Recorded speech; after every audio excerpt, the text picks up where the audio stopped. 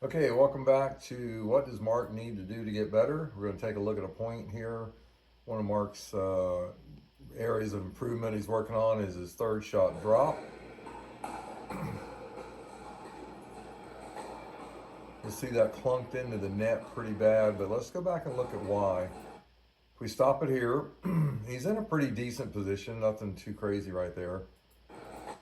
But then, um, kind of moving forward, which is still not the worst thing in the world. But if you watch this arm, this motion should be coming off the shoulder. Not too bad. And then there's what we need to work on. He is trying to flatten out the paddle in an effort to soften the ball, and it's just too much because he ends up bending the elbow, bending the wrist, changing the angle, the paddle face, a lot of moving parts, and the end result is the ball that just doesn't go where he wants it to. We'll look at the next point to see what his third shot technique is going to be. Okay, almost straight. There he goes. He's kind of. Oh my God! Look at that elbow, and the wrist goes the other way. Bink, bink, bink. We'll see what kind of shot that creates. Pretty high. Look at another third. Why did he drop it in the net again? I don't mind the elbow being bent so much as long as everything stays like this through contact. But I'm assuming he's going to open the face of that paddle right there. So again, the wrist turns and the paddle face opens at the point of contact, and he's moving forward. So he's trying to make that whole shot with wrist, where you're supposed to make that shot with your legs. Okay, let's take a look at this. This is a habit at the 5-hole bonus point there, but let's see what's going on here. So he's in a position to make a really nice reset, and that's his idea. You can see in his head he wants to do a nice reset, but he just starts moving forward so hard on the reset and he pops it up. So the important part of that is you want to make the reset. That's the most important part. Moving forward is nice, but if you don't hit a good reset moving forward, it's just going to lose the point. So I suggest in that situation, a little more stable right there instead of that running forward motion during your reset. Hit the reset and then move forward. Well, let's look at that one to see why I missed that third. Two reasons. Okay. He didn't really step in, so that's okay. Oh, then he did. Now he realizes he's kind of jammed. The ball had a lot of cut spin. I don't know if he didn't read it, but definitely not the spacing you want.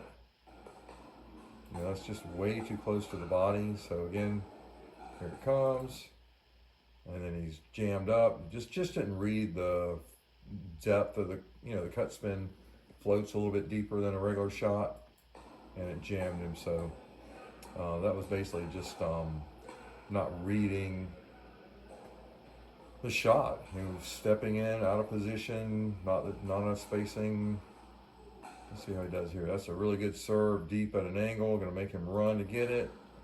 He gets it back. It's super short, so he's getting into a split step nice and early. Lewis is squeezing in the middle, really nice. I really only got one shot. I should curl this down, trying to get some feet, which I didn't. Terrible shot. Lewis lets me off the hook, and then we definitely shouldn't have won that point. Let's take a look at this point, and you'll see something changes and something really good comes out of it. That was a great drop. If we look at it, okay, pretty straight all the way down. Watch this paddle through contact, and look, no flip. Paddle stays almost perfect all the way through contact. Wrist opens up a little bit, which it's kind of after the fact. It's almost like he's trying to keep the paddle face forward, and that is one really nice drop. Could have easily be gotten back, but I think it surprised Guillermo a little bit. So without doing his flattening of the paddle face, he hits a beautiful third shot drop.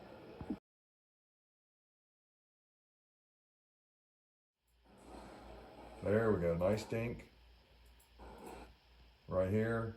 Got a couple of places he could dink.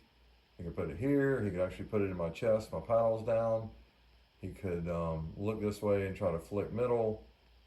But, you know, that's the problem right there. Tried to hit the Miracle Winter dink, and, you know, okay, let's say you want to hit that dink. Fine, right? You get this ball, sits up. It's kind of like right there. It's kind of close to the net.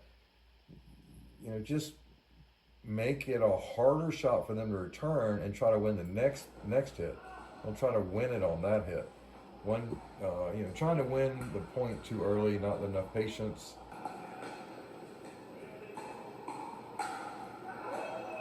That's got to be a cross court dink or a middle court dink. Here I want to show you an example of why you don't get out of these dink rallies when you get into them. The experience of trying to return these balls and just staying in it until the other person tries to do something crazy.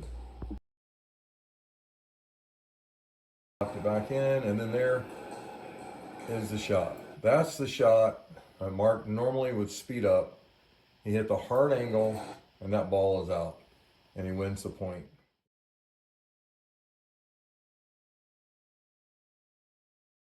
Here we're going to look at some of Mark's transition work. He's been working hard on getting stopped early. He's maybe a hair late. The ball's already coming. He's not into a split step yet. Let's move it forward. He's still decent, but now he can't move his feet to get the right spacing, and he's jammed at a ball basically off his ankles, and he could reset this ball. This isn't his specialty, so he puts it up. I realize that, and I'll start backtracking, which is probably too late. Leave the middle wide open, and it's not like that ball's just coming down so hard. So that's basically getting into the split step a hair too late. Let's look at this point. Third shot drive. Trying to get down the middle a little bit more, and I pulled it towards Guillermo, but Mark is still a hair late getting into the split step, but I don't mind, because by the time that ball's coming, this is the thing, you know, you go into this stance, and it's hard to move, so you're stuck hoping, you know, you're not getting spacing, you're just getting wherever the ball comes. So it does get him a little bit of an awkward shot. He's able to drive it with some cut, which is a really, really high quality shot right there. Now in this situation, Mark's getting back in his stance, which is what I should be in. I get the dink, which I guess maybe I anticipated. Go cross court, kind of risky, but I got him in a really good spot. He's either attacking down the line, or he maybe could go middle, but probably going to dink back to the other side, which he did. See how I moved my feet, opened my stance, got my spacing. Hit another dink. Guillermo takes it out of the air, because I left it a little bit high. Now this is where Mark's feet, even though he's in a good defensive stance, this is where he's got to open up. Look at that right there. You've got to take that foot and back it up, open your stance. When you're in that defensive posture, it's one thing to be in it, but it's another thing to get stuck in it, where you're not able to move your feet. So we've got to work on that a little bit, but hits a really great shot. Lewis pops it up, easy put away. All right, let's look at this. Again, looking at the footwork. A little bit of a short return. And actually there's two things we're going to look at there. So usually Guillermo is going to drive this ball. Mark's in a really good split step defensive, paddle ready, nice position, looks really good. Now that ball is coming at an angle with top spin, and he misreads it and takes one step. Now he's stuck. There aren't any little crab steps going on here. Well, I'll take that back. So he gets another little crab step out of it. That's just a really well hit ball. It's got such an angle and top spin. It's hard to read off the paddle, and then it kind of gets on you quick. But look at what Mark does with his paddle. He flattens it out again at contact, and the ball goes in the net. So that's just a block dink. Just block it back, short hop it, just block it back. The footwork wasn't there's nothing wrong really with the footwork. Nice, two little nice steps. He was there. So it's just that that paddle flip on his forehand dinks that got him there. And we're going to look at something Mark doesn't do really well, and this is definitely from playing with the lower level players. If you take a look at what happened right there. Okay, this is obviously Lewis's ball. Mark has no idea that Lewis is taking it. He's still setting up to hit it. He should be in, should be reading his partner's shot. He's almost crowding him a little bit. I mean, you're affecting your partner's shot there. He hits it out, and that's probably because of Mark. Okay, this is what I don't want Mark doing. Creeping in, taking a look at his partner. That's the one. And he doesn't read this lazy backhand slice, third shot drop attempt that's very high, and he just runs in anyway and gets smoked. So that's the opposite of 1, 2, 3. What you're supposed to do in that situation is 1, creep in. 2, read the shot. This is not reading the shot. This is just running in no matter what the shot is. And that's losing the point. Could have easily returned that ball if he'd have been back here where he's supposed to be. Here I want to point out something about Mark's footwork again. Nice block. Get into a little dink rally. A bit high. And he should have lost that point, but Lewis got unfortunately hit the ground in the net. But what I want to look at right here. Okay, let's watch Mark's feet. Haven't moved them. Little small step, but now that before the ball ever came. And the step is not to get spacing to hit the ball, to get the right shot. So now is when you should be making your adjustment. If you're taking that small step or trying to get that spacing, or what they call sliding, so you can get the right, a slide to the backhand here. He's got a really good backhand drive, drive that ball between them and let him fight for it. But as you see, as the ball gets there, then it's like this very kind of awkward position. The only shot he should be doing here is, cross court dinking again from that position. But going down the middle, he floated it, got a little bit lucky there, or very lucky. Take a look at this point. I'm going to go with a hard third shot drive, trying to kind of rip it into this corner down low. Almost got Guillermo, but he's so athletic. He pulls that back up. And now for some reason, Mark decides, I guess that's probably a pretty good ball for him to step in and take. But it got a little bit away from him and clicked off his paddle. So I think, let's look at it again.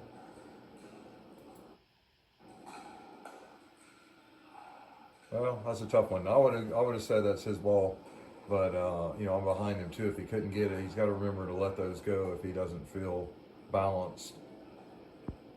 Here's another example of what we're working with Mark. Okay, if you look at that ball, how is he going to win this point? Lewis might be not, squeezing middle as hard as he should, but Lewis is in his 20s or 30 maybe, the oldest.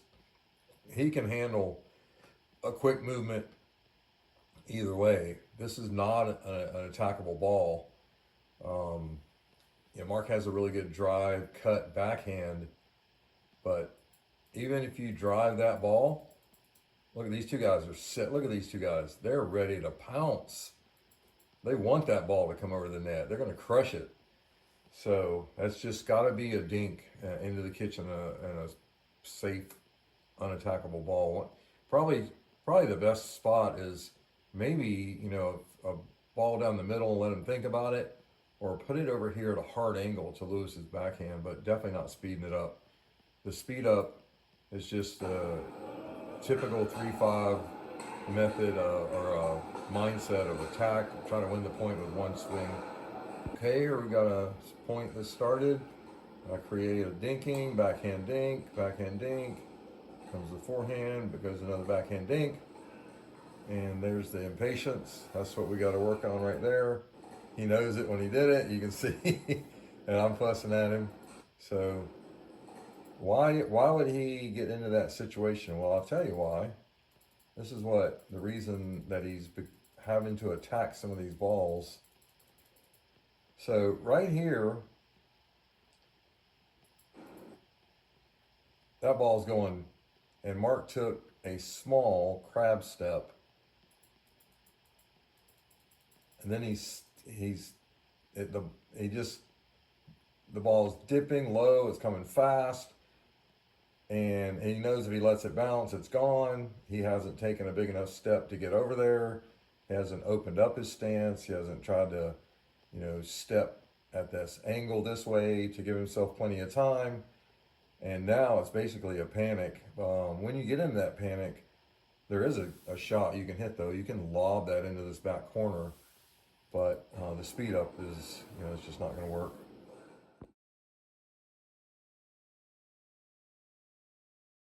Take a look at this point because it's something I want to show Mark that he needs to work on. So the lob, as you can see from that serve, put that serve in the corner. Pretty maybe lucky, get that deep, but he hits a beautiful return, and Guillermo decides to lob. So at this point, the ball's going over Mark's head. He switches, but he's not watching his partner. He's got to watch his partner. And now the ball's up high and it's too late.